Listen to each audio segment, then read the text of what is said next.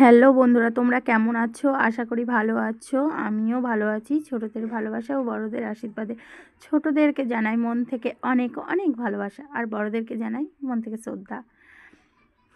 আমার দুই মেয়ে তো বাড়ি নেই। আজকে আমি ঘুমিয়ে পড়েছিলাম 4টের সময়। তা ঘুম থেকে উঠে দেখছি যে 7টা বেজে গেছে। তোমরা একটু আমাকে প্লিজ সাপোর্ট করো, তোমাদের সাপোর্ট আমার খুব প্রয়োজন। আমি এই চ্যানেলে কোনো সাপোর্ট পাচ্ছি না। আমাকে ভিডিওতে, এই বড় ভিডিওগুলো একটা কমেন্ট করে গেলে পরে আমি গিয়ে সাবস্ক্রাইব করে দিয়ে আসবো, সাপোর্ট ব্যাক দিয়ে দেবো। মেয়েরা বাড়ি নেই তো কোনো কাজে মন লাগছে না। ওরা থাকলে পরে আমার সারাদিন বাড়িটা ভরাট থাকে, আর বাড়িটা পুরো ফাঁকা ফাঁকা। আমি তো আশেপাশে কারোর বাড়ি যাই না, ভালো লাগে না যেতে, কেননা বাড়িতে থাকাই ভালো। লোকের বাড়িতে যাওয়া মানে কুবুদ্ধি পাওয়া, আমি এটা মনে করি। ও বলবে এ হয়েছিল, ও বলবে ও হয়েছিল, ঝামেলা অশান্তি থেকে ভালো বাড়িতে থাকা।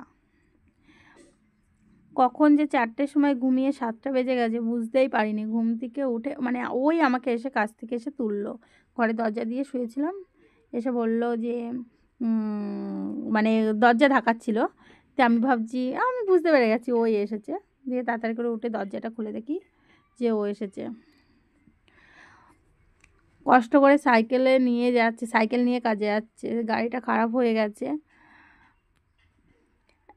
এই মেয়েরা বাড়ি নেই বলে ঠিকমতো বাড়িতে রান্নাও করতে পারছি না।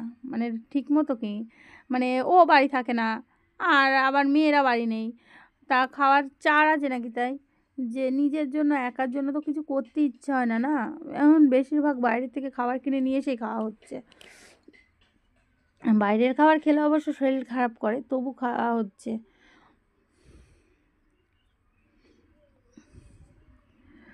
আর আমার ছোট মেয়ে তো আমার শাশুড়ির কাছে, বড় মেয়েটা আমার মায়ের কাছে, ওটা তো আমার বোনের